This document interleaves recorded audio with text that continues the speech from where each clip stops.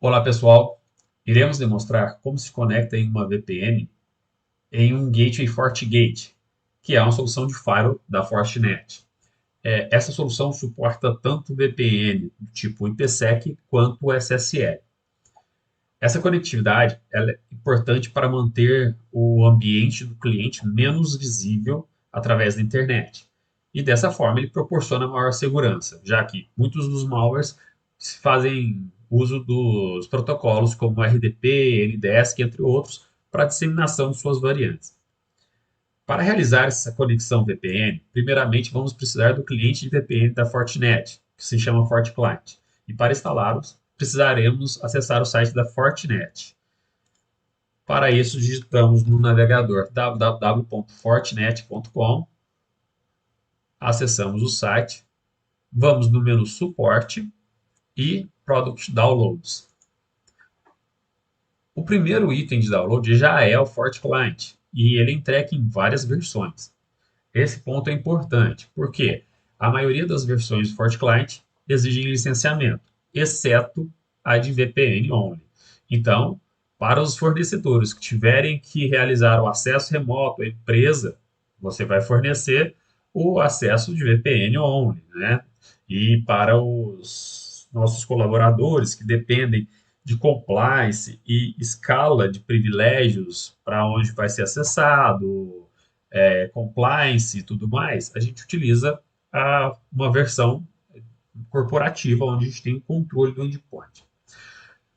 Então vamos fazer o download aqui da versão VPN only. Selecionamos aqui o nosso sistema operacional. O FortiClient dá suporte para VPNs em Windows, Mac e Linux. E também suporta Android e iOS. As versões de Android e iOS você baixa diretamente nas lojas do celular, ok? Então, vou baixar aqui a versão para o Windows, já que eu estou rodando a minha máquina em Windows 11. Ele é um instalador bem pequeno, porque, na verdade, ele é um downloader, né? Então, quando eu executar ele, ele vai começar a fazer o download da imagem real. Então, ele está fazendo o download, o vídeo vai ser acelerado aqui até o fim e nós vamos passar o processo de instalação em seguida.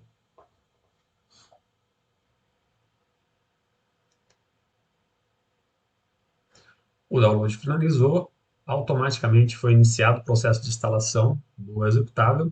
E a primeira dela que apresenta é justamente a tela do aceite dos termos de uso. Então, nós temos que continuar clicando em Yes para aparecer o botão Next e apertamos em Next para começar o processo de instalação.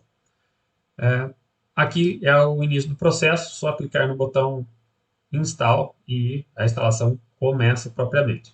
Como é o VPN Only, nós não temos componente para selecionar, então não tem tela de seleção de componentes e nem nada. O processo de instalação vai se dar até o final e vai ser criado um ícone no tray do Windows, ali do lado do relógio, né? Nos Windows 10, Windows 11, ele vai ser agrupado e eu recomendo, inclusive, desagrupar ele. Apareceu ali embaixo já o escudinho, aquele escudinho azul é o escudinho do FortiClient. E esse escudo, ele tende a vir para o agrupamento. Depois de instalado, basta dar dois cliques no escudinho, que vai carregar a primeira tela de carregamento do FortiClient, onde ele pede um aceite de termos de uso novamente. Então, a gente tem que aceitar, essa é só a primeira configuração que solicita isso. A partir do momento que você entrou e configurou o FortiClient, essa tela não é mais apresentada. Aceitando os termos de uso, nós vamos aqui para a página do FortiClient, onde podemos configurar nossa primeira VPN. Então, basta clicar em configurar a VPN e entrar com as informações fornecidas. Essas informações, elas não têm como ser descoberta propriamente. Então, vai ser fornecida essa informação e essa informação vai ser imputada. Eu vou realizar a configuração aqui de uma VPN SSL e depois de uma VPN IPsec. Ambas com dados de exemplo, mas você vai substituir pelos dados reais que forem passados. O nome da conexão é o nome do cliente que você for conectar, o nome do servidor que você for conectar, algo que faça sentido para você. Eu vou colocar aqui então, por exemplo, cliente A. Na descrição não é obrigatório.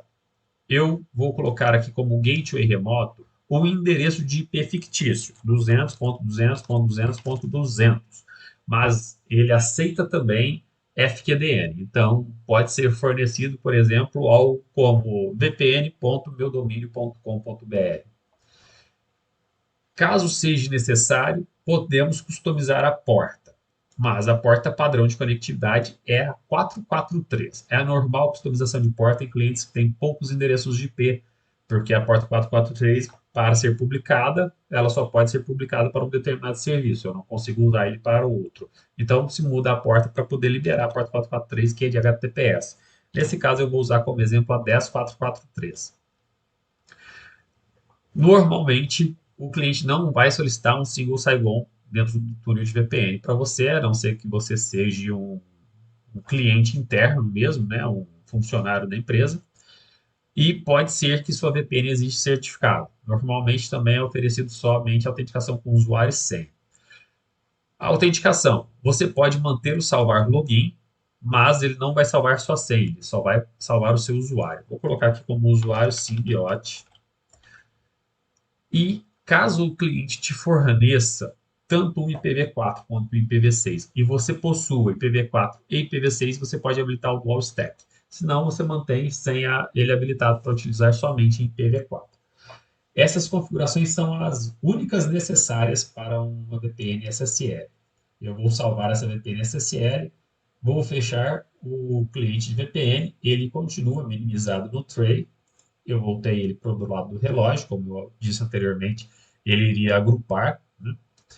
E eu vou dar um novo duplo clique em cima dele para abrir a janela dele. E está vendo que agora ele já vem com a possibilidade de conexão direta. Ele veio com o usuário salvo, a senha eu tenho que digitar, mesmo eu digitando aqui, a próxima vez eu tenho que digitar novamente, ele não vai salvar a minha senha. Tá? E eu só tenho agora o cliente A configurado. Eu posso configurar outras VPNs, então o único FortiClient é possível utilizá-lo para conectar em vários clientes diferentes, por exemplo. Eu vou clicar aqui para adicionar uma nova conexão e vou criar uma conexão IPsec desta vez com outros dados somente para exemplo.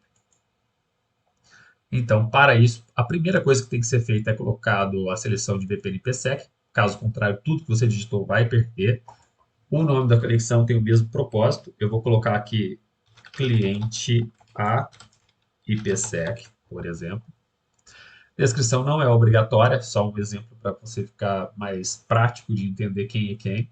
O gateway remoto é a mesma coisa, eu vou colocar um IP fictício, mas ele pode ser um IP ou um FQDN, 200.200.200.200. O método de autenticação também suporta certificado e tudo mais, mas normalmente é dado um usuário sem uma chave pré-compartilhada ou pré-share key. Nesse caso, ele está marcado para ser autenticado via pré-share, e eu vou colocar um pré-share, que seria uma senha que todos os clientes vão usar mesmo, é como se fosse uma senha WPA, que é uma senha compartilhada, né? Então, eu vou colocar aqui uma senha fictícia. O tipo de autenticação, eu posso deixar para pedir a autenticação e eu posso deixar para salvar o login, igual na VPN SSL. Eu também posso deixar a autenticação desativada, mas essa autenticação desativada normalmente existe pelo menos no certificado digital. Uma autenticação só com pré-share, sem autenticação de credenciais, não é comum. Né?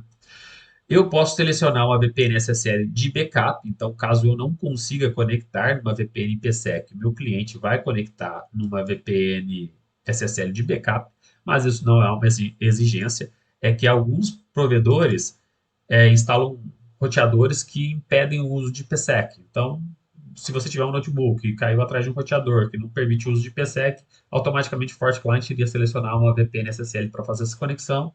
E como eu marquei ali o salvar login, eu vou deixar o meu usuário gravado.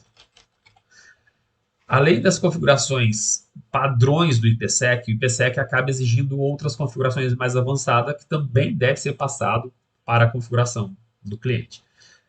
Normalmente, em VPN IPsec, nós temos que configurar dentro da fase um esse parâmetro ID local com algo que ele passou. Por exemplo, nome do fornecedor, porque esse ID local é quem segmenta minhas múltiplas VPNs. Então, dentro de um mesmo IP, hospedando o IPsec, eu posso ter perfis distintos de VPN. E para isso eu tenho que passar esse ID local. Porque esse ID local iria segmentar a minha entrada e ali sim ele iria comparar se aquele meu usuário pertence a esse grupo de acesso. Então, antes de chegar nesse grupo de acesso, eu teria que já ter determinado quem é meu ID local. Se você utiliza o seu FortiClient atrás de equipamentos que fazem NAT, que em redes corporativas é o comum, tem que estar habilitado o NAT Traversal. E, normalmente, as VPNs IPsec para clientes são fornecidas já com um nível de compatibilidade. Então, o servidor já é configurado com a AES-128 SHA-1 e a AES-128 SHA-256, com Diffie-Hellman 5. Então, esses padrões de fase 1 e fase 2 normalmente são enviados padronizado para que não haja necessidade de configuração por parte do cliente. Em raros casos, você vai ter uma necessidade de configuração. A partir do cliente configurado, você pode salvar e agora eu tenho múltiplas VPNs aqui para escolher. Eu vou fazer uma substituição agora desses parâmetros para uma VPN válida e vou fazer uma conexão para mostrar o exemplo. Perfeito, os dados fictícios já foram substituídos pelo dado válido, então eu vou entrar com minhas credenciais de acesso nesse suposto cliente A. Basta entrar com usuário e senha, clicar em conectar, o cliente vai rodar a autenticação, validar todo o processo e quando ele chegar em 98%, quer dizer que todo o processo de autenticação do lado do servidor já foi feito, dependendo exclusivamente da minha interface de VPN ser carregada. Normalmente, a primeira conectividade demora um pouco mais e a partir da primeira conectividade, o processo é mais rápido.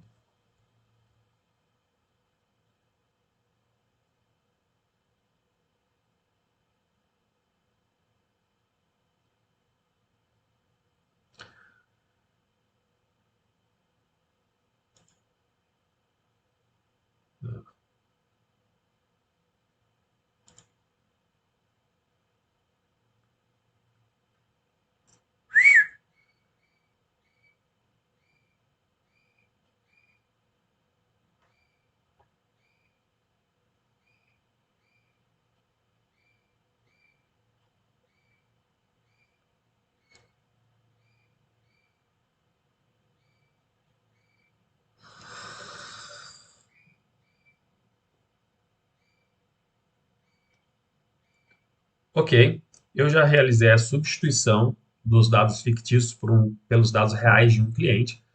Eu vou agora fazer a conexão com esse cliente, entrando aqui com o meu usuário e senha na VPN SSL, que está configurado somente como cliente A, e vou clicar no botão conectar. Inicialmente, ele vai fazer um processo de validação do host, e se ele parar em 40%, que é o caso que acabou de ocorrer, é porque ele está querendo saber a respeito de validação do certificado digital. Esse certificado digital não é um certificado válido, já que eu estou conectando por um endereço de IP, e o endereço de IP não é validado pelo certificado digital, né? Então é uma entidade certificadora privada. Mas no caso de um FQDN, pode ser que essa etapa passe direto, porque eu posso emitir um certificado digital para o bpn.dominio.com.br normalmente.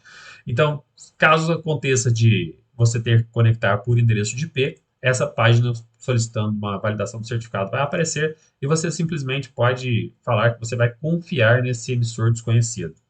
Clicando em sim, ele continua. Quando ele chega em 98%, todo o processo de autenticação já funcionou do lado do servidor, faltando somente subir uma interface virtual conectado a esse túnel. Então, a partir do momento que ele se conectou, ele vai te atribuir um IP de VPN. Esse IP não é o IP dos servidores ou da rede do cliente propriamente, é um IP que sua máquina pegou, capaz de rotear para a rede do cliente.